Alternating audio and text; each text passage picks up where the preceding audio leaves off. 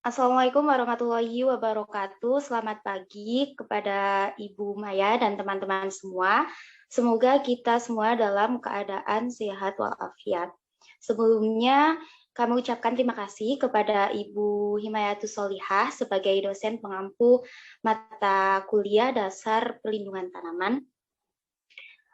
Terima kasih juga atas kesempatan kepada kelompok kami untuk menyampaikan presentasi mengenai arti penting gulma. Sebelumnya kami perkenalkan anggota kelompok kami.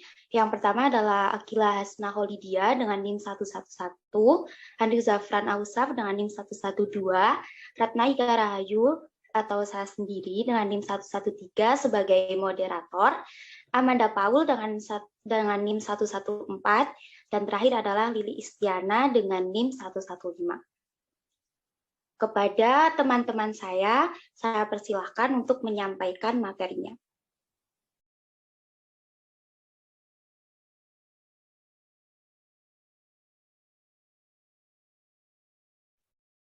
Baik, terima kasih atas kesempatannya. Sebelumnya perkenalkan, saya Lili Istiana, NIM 115.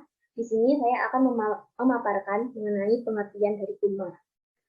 Gulma itu sendiri merupakan tumbuhan yang tumbuh pada waktu dan tempat yang tidak tepat, atau tumbuhan yang tumbuh pada suatu tempat dan keberadaannya tidak diinginkan manusia, sebab dapat mengganggu tanaman, budidaya, dan juga aktivitas manusia. Secara konteks ekologi, gulma tanaman budaya atau wheat crop ekologi merupakan tumbuhan yang berasal dari lingkungan alami dan secara kontinu mengganggu tanaman dan aktivitas manusia dalam usaha tanaman budidaya. Gulma ini sendiri merupakan tumbuhan yang berasal dari spesies liar yang lebih lama menyesuaikan diri dengan perubahan lingkungan atau spesies baru yang telah berkembang sejak timbulnya pertanian.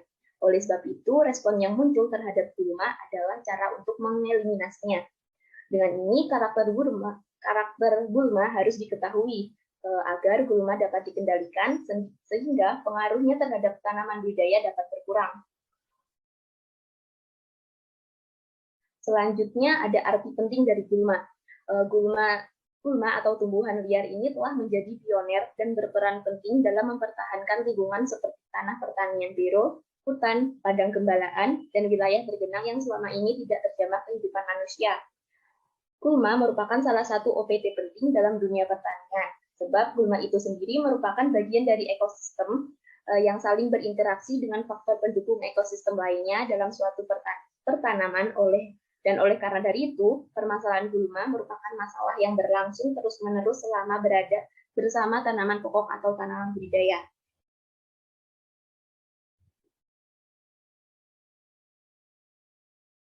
Selanjutnya akan dilanjutkan oleh rekan saya. Baik, selanjutnya adalah jenis dan contoh gulma. Yang pertama ada gulma rerumputan, yaitu gulma rerumputan umumnya berasal dari famili Graminae. Gulma ini memiliki daun yang sempit seperti teki-tekian, tetapi memiliki stolon di dalam tanah. Stolon membentuk jaringan rumit yang sulit diatasi secara mekanik. Batang bulat atau agak pipih, kebanyakan berongga. Daun-daun soliter pada buku-buku tersusun dalam dua deret, umumnya tulang daun sejajar, terdiri atas dua bagian, yaitu pelepah daun dan helaian daun. Daun biasanya membentuk garis linier, tepi daun rata. Lidah-lidah daun sering kelihatan jelas pada batas antara pelepah daun dan helaian daun. Contoh gulma rumput-rumputan adalah Imperata cylindrica, Echinocloa crusgali, dan Cynodon dactylon, dan Panicum repens.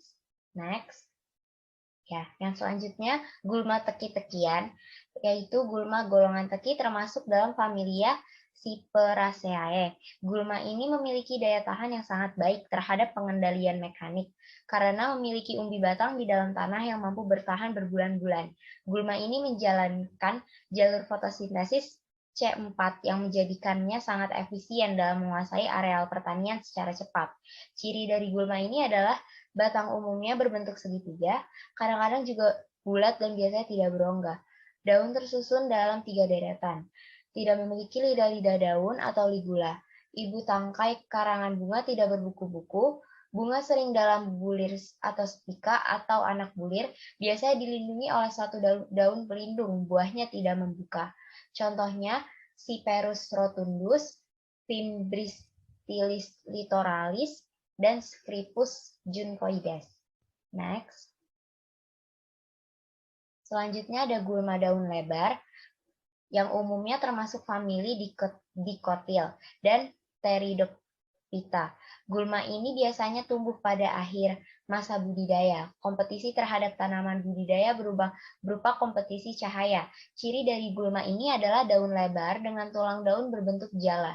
Contohnya Monocaria vaginalis, Limnocaris flava, Eichhornia crassipes, Amaranthus spinosus, Portulaca oleracea, dan Lindernea sp. Next. Selanjutnya, gulma pakis-pakisan. Gulma pakis-pakisan adalah salah satu jenis-jenis gulma yang sebenarnya memiliki manfaat, yakni untuk menutup permukaan tanah. Dibandingkan dengan beberapa jenis gulma yang lainnya, gulma ini pertumbuhannya tidak terlalu cepat dan tidak menimbulkan banyak kerugian. Bahkan di perkebunan kelapa sawit, keberadaan gulma pakis-pakisan cenderung dipertahankan. Gulma pakis-pakisan atau fern misalnya pakis kadal, pakis kinca, dan paku pedang. Next, akan dilanjutkan oleh rekan saya.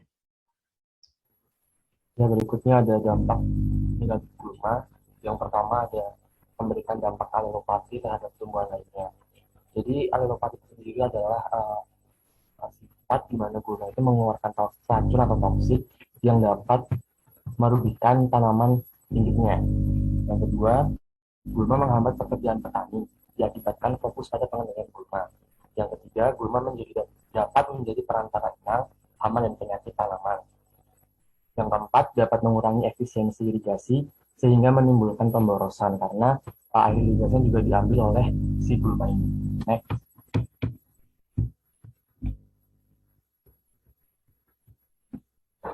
Yang berikutnya ada dampak positif gulma. Yang pertama yaitu mengurangi efek erosi yang ditimbulkan oleh turunnya air hujan.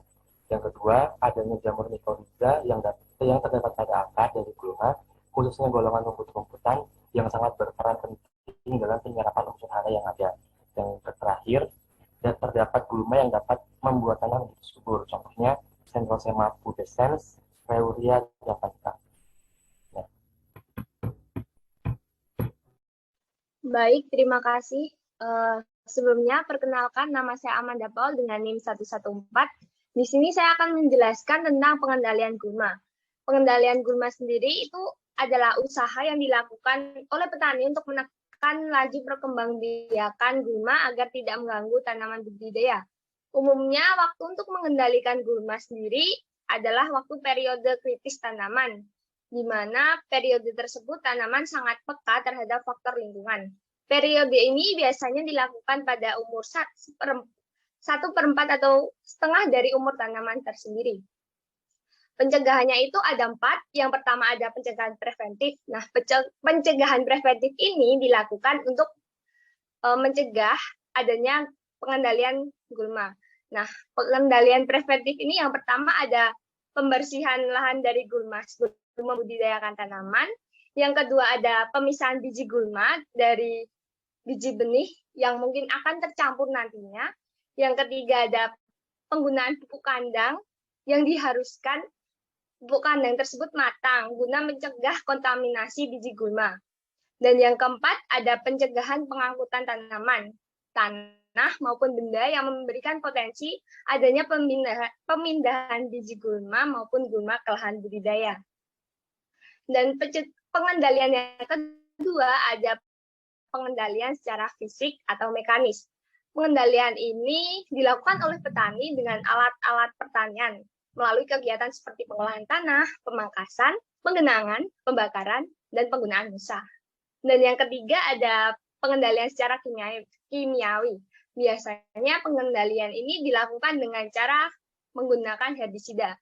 Nah, herbisida sendiri digunakan karena untuk menghemat waktu, namun penggunaan herbisida secara terus-menerus akan menimbulkan resistensi gulma pada tanaman. Nah, herbisida sendiri dibedakan jadi 2, yaitu herbisida kontak dan sistemik. kontak sendiri herbisida yang apabila diberikan akan terkena pada kontak langsung dengan gulmanya. Jadi herbisida ini cepat mematikan gulma, namun dapat tumbuh kembali karena dia tidak sampai akarnya. Nah, contoh dari herbisida kontak ini ada oxyflurfen, oxadiazon, dan propanil. Dan yang kedua ada herbisida sistemik. Herbisida sistemik ini mematikan gulma dari tajuk atau dari daun yang terkena herbisida dan diteruskan ke sampai jaringan dalam gulma. Jadi herbisida ini sangat lebih baik daripada herbisida kontak tadi. Nah, contoh herbisida sistemik sendiri ada glifosat dan sulfosat. Untuk pengendalian yang terakhir ada pengendalian secara biologi. Pengendalian secara biologi sendiri menggunakan cara-cara biologi seperti setiap spesies gulma mempunyai musuh alami. Pengendalian gulma dilakukan dengan musuh alami itu seperti menggunakan insekta, fungi, ternak, ikan, dan sebagainya sehingga keberadaan gulma tidak merugikan tanaman budidaya. Next.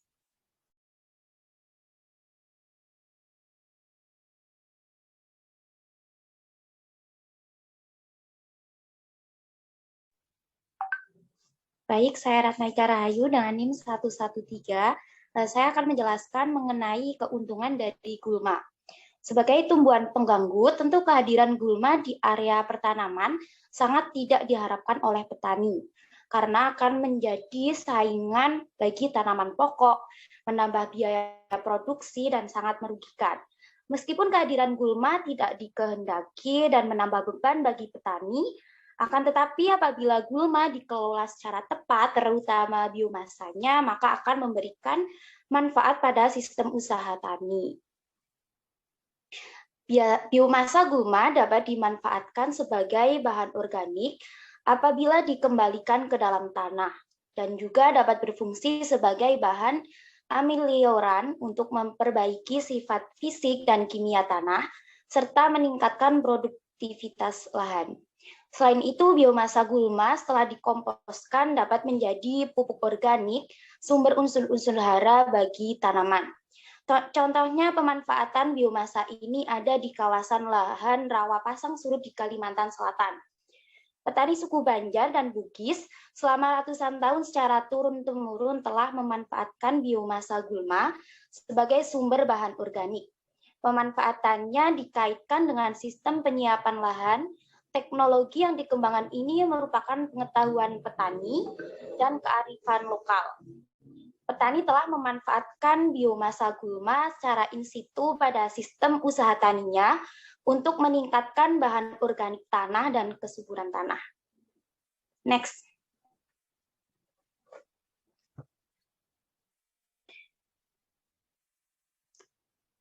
Beberapa keuntungan hadirnya gulma, yang pertama adalah menambah kesuburan tanah, terutama dalam hal bahan organik. Contohnya pada Ageratum conizoides dan Pistia stariotes. Yang kedua adalah mencegah atau mengurangi timbulnya erosi. Contohnya adalah gulma mimosa invisa dan Tittonia diversifolia. Yang ketiga sebagai bahan makanan ternak, contohnya Penicetum purpureum. Yang keempat sebagai bahan penutup tanah atau mulsa, contohnya adalah Mimosa invisa. Kemudian dapat dimanfaatkan juga sebagai obat tradisional, contohnya Mimosa infusa. Kemudian sebagai bahan makanan atau sayuran, bisa juga sebagai inang pengganti, sebagai parasitoid serangga hama seperti pada Gulma diodegma euseropaga. Kemudian bisa juga sebagai trap crop, yaitu Gulma tripsacum lascum. Kemudian yang terakhir bisa sebagai tanaman penghalang. Next.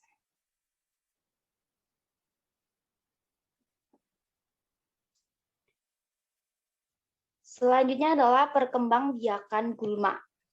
Gulma dikenal sebagai tumbuhan yang mampu beradaptasi pada ritme pertumbuhan tanaman budidaya.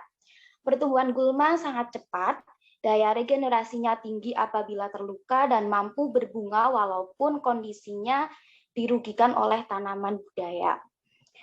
Gulma mampu berkembang biak secara vegetatif maupun generatif dengan biji yang dihasilkan.